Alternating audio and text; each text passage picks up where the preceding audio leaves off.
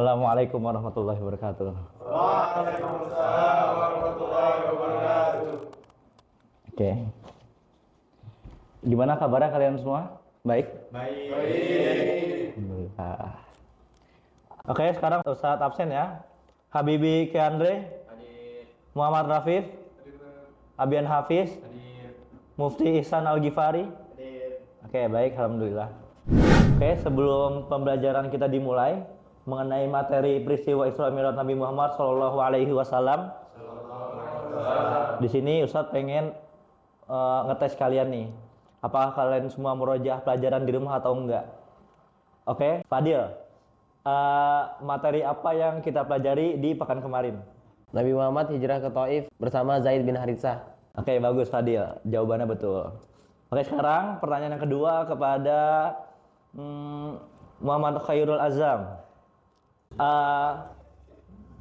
Apakah dakwah Nabi Muhammad SAW dan Zaid bin Haritsah diterima oleh kaum Taif? Dan apa yang terjadi setelah itu? Dakwah Nabi Muhammad sama Zaid bin Haritsah ditolak sampai dilempari dengan batu hingga mereka berdarah. Masya Allah, Muhammad Khairul Azam, jawabannya benar. Oke, sekarang kita akan masuk ke materi baru yang berjudul peristiwa Isra Mi'raj Nabi Muhammad Shallallahu Alaihi Wasallam.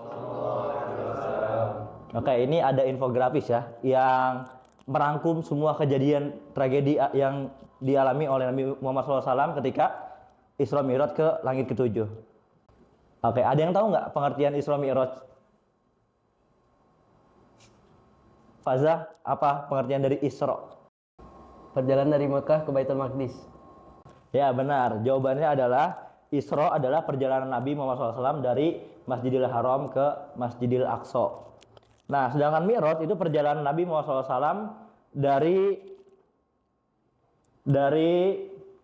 Masjidil Aqsa menuju Sidratul Muntaha yang berada di langit ketujuh. Nah, Nabi Muhammad SAW itu pergi Isra Mi'raj itu menunggangi hewan yang namanya itu buraq.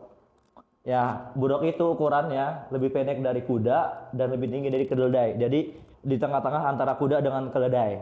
Nah, selama Nabi Muhammad SAW Isra Mi'raj dari langit pertama sampai langit ketujuh, beliau itu bertemu dengan nabi-nabi terdahulu, di mana pada langit satu Nabi Adam, kedua Nabi Yahya dan Nabi Isa, tiga Nabi Yusuf, keempat Nabi Idris, kelima Nabi Harun, keenam Nabi Musa, dan ketujuh adalah Nabi Ibrahim alaihissalam. Nah, hikmah dari peristiwa Isra Mi'raj ini adalah pertama itu untuk menghibur Nabi Muhammad SAW yang sedang bersedih karena meninggalnya Siti Khadijah istrinya dan pamannya Abu Thalib.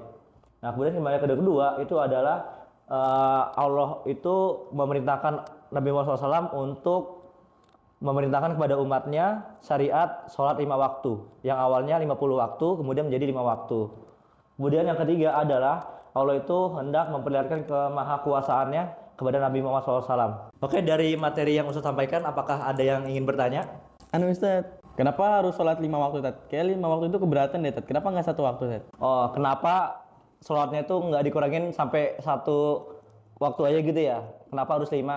Jadi pada peristiwa ini, Nabi Muhammad tuh udah berkali-kali tuh berbolak-balik kepada Allah untuk bernegosiasi. Karena ketika Nabi Muhammad turun ke langitnya Nabi Musa tuh bilang, "Wahai Muhammad, sungguhnya umatmu tidak akan kuat."